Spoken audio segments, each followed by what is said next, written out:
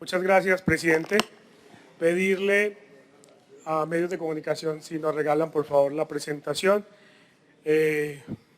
También pedirle, presidente, si es posible, no sé, dentro del reglamento existe, que nos acompañe el citado, por favor, que es el secretario de Educación. Y bueno, porque yo lo primero que tengo que decir es que es una lástima, señor secretario, que la Universidad de Antioquia tenga que venir aquí casi que a veces como a mendigar presupuesto y a contar incluso en qué se gastan las cosas, a pesar de que el 60% de su presupuesto incluso lo autogestione y que ustedes con el 4% que aportan le vengan a exigir a la Universidad de Antioquia que lo que sí o sí tiene que hacer recortes.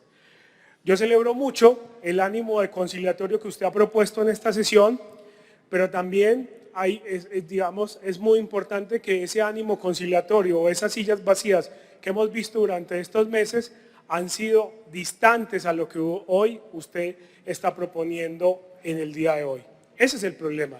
El problema son los relatos y los discursos contrapuestos que a veces por ir a cazar una pelea con el gobierno nacional, pues entonces se olvidan realmente de que el problema, como usted lo dice, es estructural. Usted empezó diciendo eso y lo ha dicho durante muchos años. Todos los que hemos marchado a favor de la universidad pública y a favor de la Universidad de Antioquia entendemos que el asunto es estructural.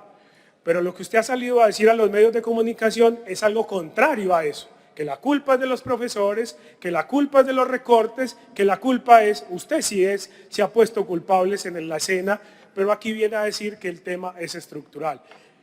Es un asunto a veces que usted quiera aquí poner en el debate de control político, que esto no es un asunto de ideología, pero durante todos estos meses ha puesto una ideología clara de recortar la universidad pública y eso no lo vamos a permitir los que tenemos otra ideología de universidad pública. Uno, la universidad, y yo creo que es importante recordarlo porque a veces se puede olvidar, no es cualquier universidad del país, es la más importante del departamento y la segunda más importante del país.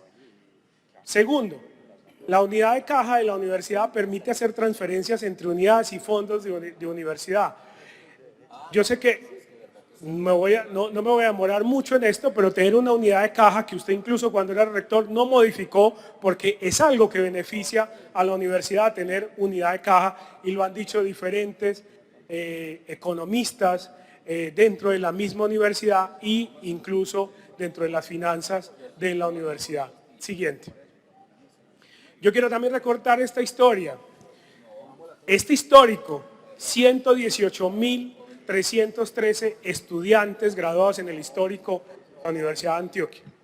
¿Qué otra universidad del departamento de Antioquia tiene esa cifra? Así se esfuercen mucho las otras instituciones de educación superior, este es nuestro baluarte, esta es nuestra alma mater, esta es nuestra universidad para el departamento de Antioquia.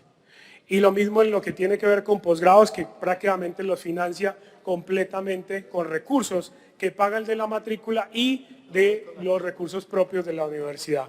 Siguiente. La financiación, y eso para poner, digamos, un tema en concreto, la financiación de la Universidad de Antioquia se rige por la Ley 30, en el artículo 86 y 87, pero no es cierto que solo le dependa al ministerio o en este caso a la nación. Ojo con ese asunto. Es también la entidad territorial la que tiene que converger y tiene que hacer esos aportes. Pero también la ley le permite hacer aportes adicionales que no tienen que ver incluso con el funcionamiento. Otros gobernadores han hecho incluso ordenanzas dando aportes adicionales a lo que tiene que ver con la obligación. Porque ya he escuchado a muchos secretarios del gobierno departamental diciendo aportamos lo justo, aportamos lo legal. Y frente a eso hay que decirles enérgicamente que también pueden aportar un poco más y también sigue siendo legal. Existe norma para aportar aún más. A mí me preocupa que ustedes teniendo asiento en el Consejo Superior, que saben las cifras, hayan decidido dentro de la alcaldía y la gobernación, llevarse un poco de convenios interadministrativos a otro sector. Usted da un dato que es parcialmente falso. No es cierto que digamos, la administración sea la más costosa, porque la administración también hay que sumarle lo que tiene que ver con el IVA. Resulta que la Universidad de Antioquia, estoy hablando de temas de contratos interadministrativos, un contrato en el ITM cuesta el 19% más por el asunto de estatuto de contratación propia de la universidad. Y lo sé porque he dirigido, he hecho esto dentro de la Universidad de Antioquia. ITM o Pascual Bravo versus Universidad de Antioquia, es más barato contratar con la Universidad de Antioquia, a pesar que tiene el costo de administración más alta, pero como tiene contratación especial, no se le cobra IVA, que es del 19% o menos, o se le puede cobrar menos. Entonces ya ese estudio está hecho, señor secretario. Por eso le digo que es parcialmente falso lo que usted acaba de decir. En el tema del presupuesto proyectado, nosotros lo hemos presentado anualmente. Para el año 2023, la gobernación aportó 4.07%, a pesar que la apuesta de regionalización, completamente, solo la apuesta de regionalización se come ese 4.07%. Y ese es el problema. ¿Por qué recortar lo que sí funciona? ¿Por qué recortar regionalización? Yo soy egresado de regionalización, de la sede del Magdalena Medio de Puerto Berrío. Cuando usted me dice que van a recortar, yo digo, ¿recortar qué? ¿En dónde? En Puerto Berrío. ¿Recortar qué? En Caucasia. ¿Recortar qué? En Carepa, en Tulenapa. ¿Qué? Ahorita le voy a mostrar los datos, porque lo bueno es que estos datos son públicos y se pueden contrastar. Y usted es economista, yo también tengo un economista en mi equipo. Ese es el tipo de debate que siempre se tiene que dar. Los datos son para los dos. Siguiente. Del porcentaje que recibe la Universidad de Antioquia, el 35% lo recibe del gobierno nacional y el 4% del gobierno departamental, como lo han dicho varios de mis compañeros. Pero ¿cuál es el punto? De cada 10 pesos que necesita la universidad, 6 se los consigue sola. Y usted va a venir a exigirle a la universidad, sin ser rector, sin estar solo en un puesto del Consejo Superior y de minoría. Es como si yo aquí, siendo minoría, entonces a los otros diputados les pusiera mi posición. ¿No ve que aquí me derrotan todos? Aprenda también, así como yo he aprendido, a ser derrotado por las mayorías. Siguiente. La meta, usted lo dijo, es disminuir el 50% de los contratos de cátedra en la UdeA. Y aquí dijo lo contrario. Dijo que si no era el 50, que si no era el 30, que no podía ser, digamos, responsable frente a esta...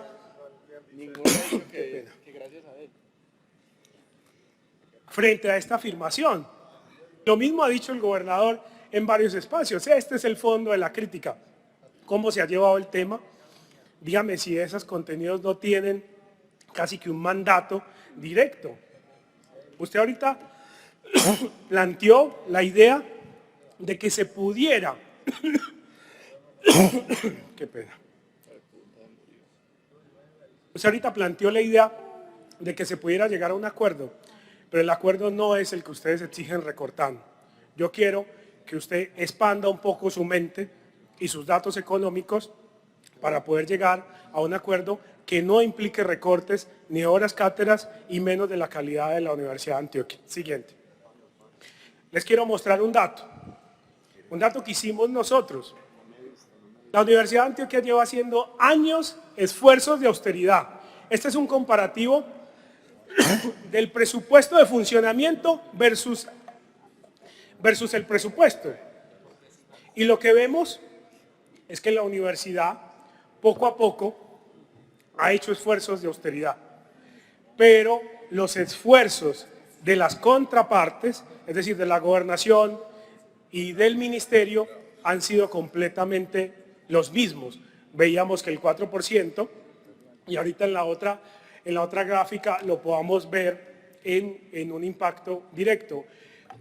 Nosotros no estamos de acuerdo que esa austeridad sean impactos de calidad y impactos de cobertura, que es lo que ha manifestado usted, rector, en varios medios de comunicación. Siguiente. Aquí tenemos un cuadro comparativo del índice de costo. 2 minutos, presidente. Aquí tenemos un cálculo del índice de costos de educación superior.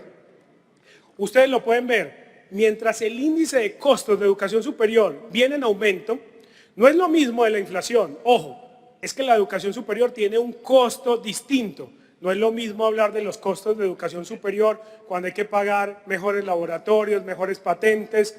Es un tema distinto en los costos de educación superior con la inflación. Y ahí, en la tercera columna, están los aportes, cómo ha crecido los aportes de la Gobernación de Antioquia. Mientras que los costos de educación superior en el 2024 eran el 12.27, la Gobernación solo estaba aportando frente a este tema el 4.34%, no aportando, sino lo que había subido en esos años. Siguiente. Voy a avanzar para poder terminar. Siguiente, en las propuestas. Hay una gran masa del cuerpo docente haciendo investigación y extensión. ¿Para qué, señor secretario? Pues para conseguir el 60% que tiene que ver con el presupuesto. Hay profesores que llevan recursos. Solo piensen en el profesor de investigación, el doctor Lopera. Doctor Lopera no dictaba clase, pero lo que llegaba a producir el doctor Lopera en investigación es increíble, las patentes que pudo lograr la Universidad de Antioquia de cuenta de un profesor dedicado casi que al 100% a la Universidad de Antioquia. Siguiente. Yo quiero también tocar este tema y es también que hay también un asunto del gobierno nacional. Hoy el ministro de Educación ha puesto el tema también allí y lo necesitamos ver en el presupuesto. Resulta que para el 2024, al presupuesto que se tiene hoy, estamos hablando de que solo con una inflación del 5%, porque lo que está proyectado es del 7%, tendríamos un aumento solo del 0,19%. Si el gobierno nacional realmente necesita y quiere ver compromiso, lo queremos ver también en el presupuesto, no solo en un asunto de manifestaciones en redes sociales. Lo queremos ver en el presupuesto, han dicho que tienen voluntad, pero lo queremos ver allí. Pero también al gobierno departamental, pero también al gobierno de Medellín. Esto es una apuesta de 3. Esto no es una apuesta, ahorita varios diputados van a coger de a 1. Entonces esto no le corresponde a Medellín, sí le corresponde a Medellín. ¿Esto le corresponde a Antioquia? Sí le corresponde a Antioquia. ¿Le corresponde al Ministerio de la Nación? Sí, a los 3. Pero no se tiren la pelota porque es universidad pública para los 3 estamentos. Y en los 3 estamentos tenemos que exigir que realmente llegue la plata. Señor Alvear, la propuesta del 4%, va a haber una propuesta ahora de aumentar más, porque no venimos solo a debatir, venimos a que usted nos diga cuánto va a aportar de más, para poder llegar y exigirle al distrito de Medellín que también aporte, y también exigirle al ministerio que también aporte.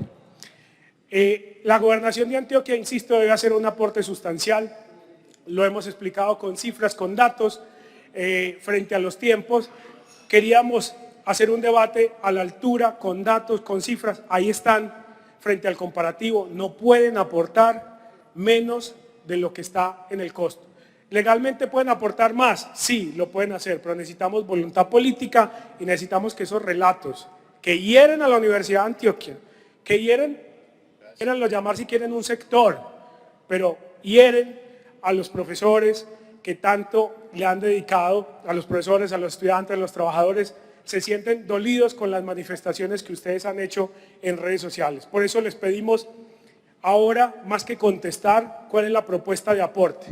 Hoy la universidad, mientras cruza en el Senado de la República esa reforma del artículo 86 y 87, necesitamos que, así como se hacen vacas para las vías, pues también se haga un aporte significativo frente a los índices de costo de educación superior. ¿Cuál es el presupuesto? ¿Cuál es el aporte? No me vengan a hablar de más datos, de más cosas que seguramente ya todos lo sabemos. Necesitamos saber cuál es el aporte. Muchas gracias, señor presidente.